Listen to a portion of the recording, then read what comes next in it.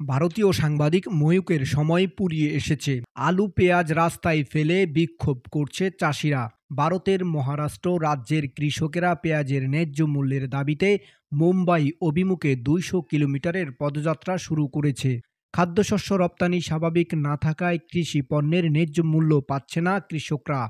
সম্প্রতি বাংলাদেশের সাথে সম্পর্ক বিনষ্টের কারিগর ভারতের পশ্চিমবঙ্গের সাংবাদিক ময়ূখরঞ্জন ঘোষ। তার সংবাদ উপস্থাপনার ধরন নিয়ে বাংলাদেশ তথা ভারতও তিনি বিতর্ক সৃষ্টি করছেন।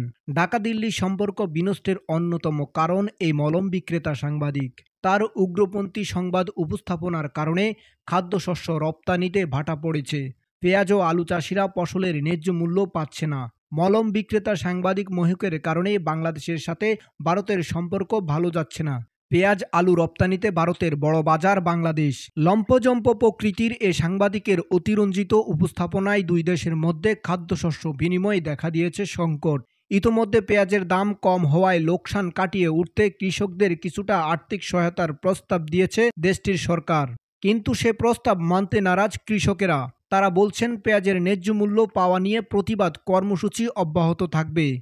বিবিসির এক প্রতিবেদনে জানা যায়, সড়কে পেঁয়াজ পেলে বিক্ষোভ করছেন কৃষকেরা। মহারাষ্ট্র রাজ্যের নাসিক জেলার নামদেব ঠাকুরের পারিবারিক খামারে সারি সারি পেঁয়াজ পড়ে আছে। এই কৃষক বলেন, মাঠ থেকে পেঁয়াজ সংগ্রহ করতে এবং বাজারজাত করতে শ্রমিক নিয়োগ দিয়ে অর্থ খরচ করতে চান না তিনি। কারণ পেঁয়াজ বিক্রি করে সেই খরচ তুলতে পারবেন না।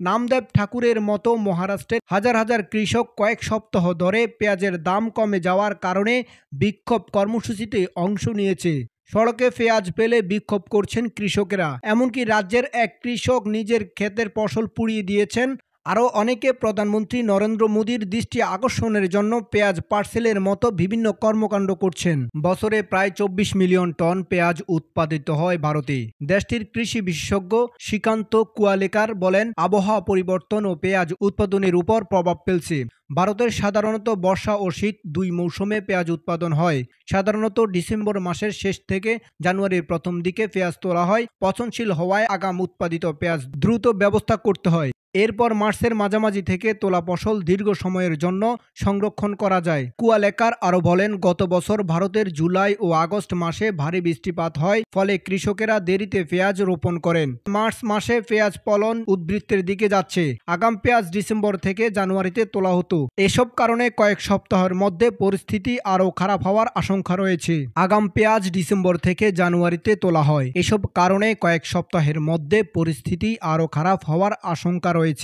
মহারাষ্ট্রের কৃষকেরা বলছেন, তারা পাইকারি বাজারে প্রতি ১০০ কেজি পেঁয়াজের মাত্র ২০০ থেকে ৩০০ রুপি পাচ্ছেন। ফলে ১ কেজি পেঁয়াজের দাম পড়ে ২ থেকে ৩ রুপি মাত্র। এমন পরিস্থিতিতে নিরুপায় হয়ে বিক্ষোভ কর্মসূচিতে অংশ নিয়েছেন তারা। গাজী মহিনুদ্দিন, স্বদেশ বাংলা, আন্তর্জাতিক ডেস্ক।